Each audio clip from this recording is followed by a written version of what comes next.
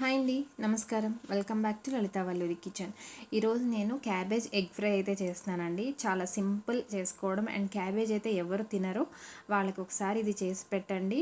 అసలు మెతుకు మిగిల్చకుండా తింటారు, అండ్ క్యాబేజ్ వేసామన్న విషయం కూడా కనుక్కోలేరు, అంత బాగుంటుంది టేస్ట్. దానికోసం ఫస్ట్ బాండి పెట్టుకొని ఒక 4-5 టేబుల్ స్పూన్ల వరకు అయితే ఆయిల్ అయితే పడుతుందండి మనకి. ఇలా కొంచెం ఆయిల్ వేడయ్యాక మనం 1 స్పూన్ వరకు జీలకర్ర వేసుకోవాలి. దీంట్లో జీలకర్ర కూడా కాసేపు 1 మినిట్ అలా వేయించుకోవాలండి. వేగిన తర్వాత ఉల్లిపాయ అయితే వేసుకోవాలి. ఒక 2 ఉల్లిపాయలు మీడియం సైజులో బాగా చిన్నగా కట్ చేసుకోవాలండి. చిన్నగా కట్ చేసి 2 మినిట్స్ అలా వేయించుకున్నాక ఇక్కడ క్యాబేజ్ అండి. క్యాబేజ్ నేను హాఫ్ క్యాబేజ్ తీసుకున్నాను, అంటే ఒక 250 గ్రామ్స్లో ఒక 200 తీసుకున్నానండి.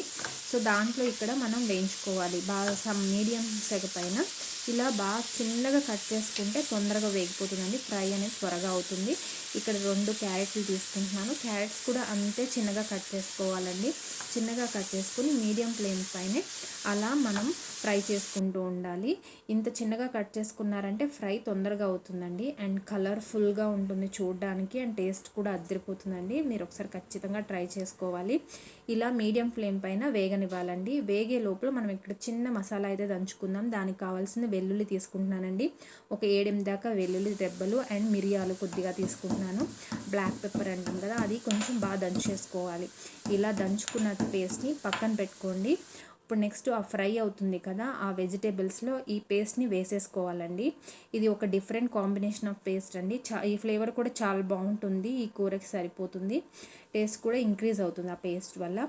నెక్స్ట్ ఇక్కడ కొద్దిగా పసుపు, కొద్దిగా సాల్ట్ వేసుకోవాలండి, అండ్ తగినంత కారం వేసుకోవాలి. అండ్ ఇక్కడ జీలకర్ర పొడి వేసుకుంటున్నానండి. వేయించుకున్న జీలకర్ర పొడిని వేసుకుంటున్నాను. అంతేనండి, మసాలా ఇంకేం అవసరం లేదు మనకి. ఇవి ఇలా వేయించుకోవాలండి. బాగా సన్నని సెగపైనే అలా వేయించుకుంటూ ఉండాలి. మెల్లగా వేగనివ్వాలండి, మెల్లగా మీడియం ఫ్లేమ్ పైన. వేగిన తర్వాత ఇక్కడ మనం 2 గుడ్లు అయితే తీసుకుంటున్నానండి. ఇలా పగలగొట్టుకుని వేసేసుకోవాలి. దీన్ని బాగా కలుపుతూ ఉండాలండి. మనం ఎగ్ ఫ్రై అయితే ఎలా చేసుకుంటామో అలాగే. ఇప్పుడు మీడియం ఫ్లేమ్ నుంచి లో ఫ్లేమ్లో పెట్టేసేయండి ఫ్లేమ్ని.